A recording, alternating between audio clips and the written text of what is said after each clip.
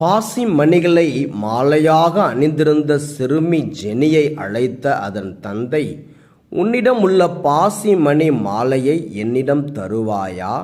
நான் இதைவிட விலை மதிப்புள்ள முத்துமணி மாலையை உனக்கு பரிசாக தருகிறேன் என்று சொல்லிவிட்டு தன்னிடம் இருந்த முத்துமணி மாலையை அவளிடம் காட்டினார். அதை பார்த்துவிட்டு ஜெனி சாதாரண ஒரு மாலையை கொடுத்துவிட்டு தன்னிடம் உள்ள அழகான மாலையை பறிக்கத்தான் தன் தந்தை இவ்வாறு சொல்கிறார் என்று நினைத்து கொண்டு, அப்பா, எனக்கு பாசிமணி மாலையே போதும், நீங்கள் தரும் முத்துமணி மாலை எனக்கு வேண்டாம் என்று மறுத்துவிட்டாள். இதனால் ஜெனியின் தந்தை, என் மகளுக்கு முத்துமணி மாலையின் அருமை இன்னும் புரியவில்லை, அதற்குரிய பக்குவம் இன்னும் வரவில்லை என நினைத்து கொண்டு அதை தன்னோடு வைத்து கொண்டார்.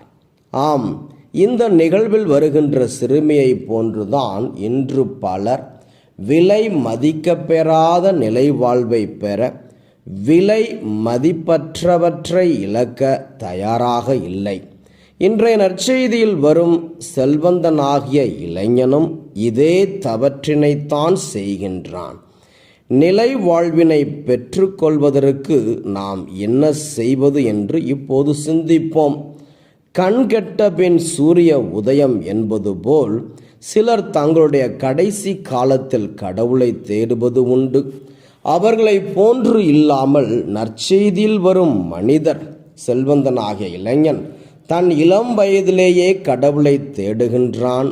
மட்டுமல்லாமல் அவன் நிலை வாழ்வை தருகின்ற இயேசுவிடம் நிலை வாழ்வை உரிமையாக்கிக் கொள்ள நான் என்ன செய்ய வேண்டும் என்ற கேள்வியோடு வருகின்றான்.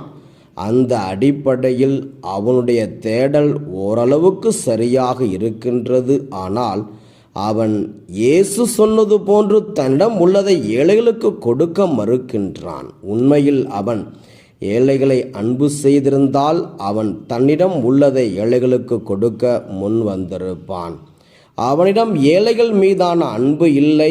இவ்வாறு அவன் தன்னிடம் உள்ள செல்வத்தை இழக்க தயாராக இல்லாததால் நிலை வாழ்வை இழந்து நிற்கின்றான். ஆகையால் நிலை வாழ்வை பெற ஒருவர் தன்னிடம் உள்ளதை இழப்பதற்கு தயாராக இருக்க வேண்டும்.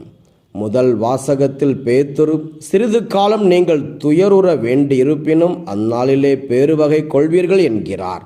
சிறிது கால துன்பம் என்பது இறையாட்சி மதிப்பீடுகளுக்காக நாம் படுகின்ற துன்பம். அது இழப்பாக இருக்கலாம், எதுவாகவும் இருக்கலாம். அவற்றை நாம் தாங்கிக் கொண்டால் நிலை வாழ்வை பரிசாக பெறலாம்.